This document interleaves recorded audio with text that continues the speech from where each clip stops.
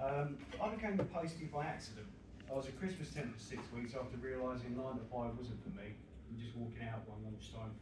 I was offered full time when I was there, and I thought, yeah, why not? It'll do until I decide what I want to be when I grow up. It's 20 years later, and I still don't know what I want to be when I grow up. But being a postie's been brilliant. Turns out I loved it, and I was good at it. Oddly, I loved starting work at 5 AM, cycling in, dodging foxes and drunk staggering home from insert small town nightclub, your choice here. Who would scream the Postman Pat song in between vomiting and cheering as I pedalled past. I loved the camaraderie, the shouting and screaming, the insults, the nicknames, the arguments over the radio station that was going to be played. Being part of a gang awake before dawn, we were a secret world few ever witnessed. It wasn't for the money or the furious dogs. It wasn't the Dr. Martens that chewed your ankles to raw meat. Was it the endless rain that left you like a confused Mr. Darcy coming out of that pond, resulting in 1,000 housewives furiously fanning themselves and feeling quite unnecessary? It was being the postie I loved. Being the person that kids wave at. If you have a job that kids think are cool, then you pretty much made it in life.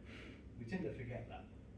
No kids ever replied, oh, mid-level management for quality assurance somewhere in Bracknell as a dream job.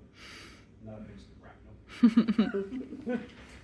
I collected letters from Jean at 97 because she can't walk now, and I'm the only person she'll see that day. Ray died last year, and the kids don't get a chance to come around that often now. They're busy.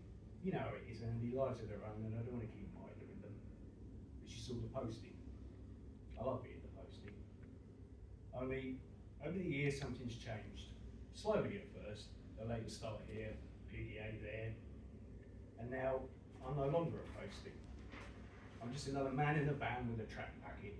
I'll arrive at some point before 3, or 4, or 5. Depends really on seasonal hours, agreed network windows, blah, blah, blah.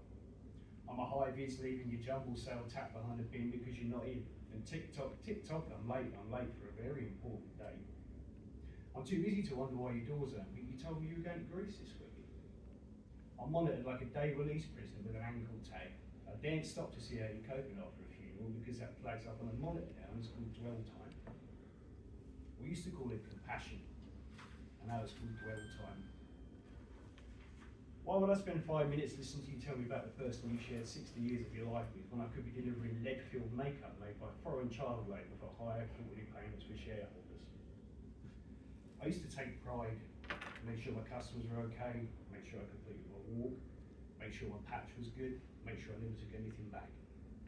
Now, I make sure I finish the shift on time whether I'm done or not.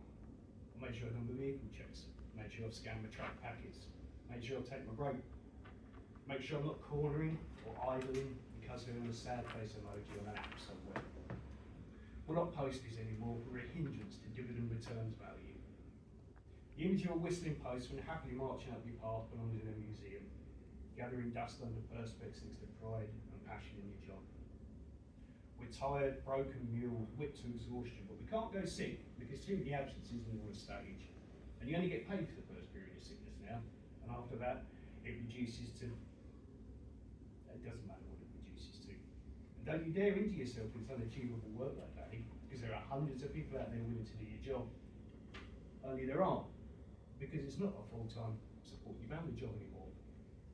Now we're worth 30 hours a week, with no sick pay, no holiday pay, no dignity, no 5 minutes to spare your customers, because there are profits to be made. Someone on 500 grand who has never carried a pouch before in their life has decided you can live on 30 hours a week, and you'll be grateful, damn it. Just don't fall ill, or get pregnant, or buy food. I'm not a postie anymore. I'm a method of delivering exponential growth payout at the expense of 500 years of history, community service, pride, and loving what I do. The price of a stamp has risen. The value of a postie is 0. The death of a postman. Long live the markets.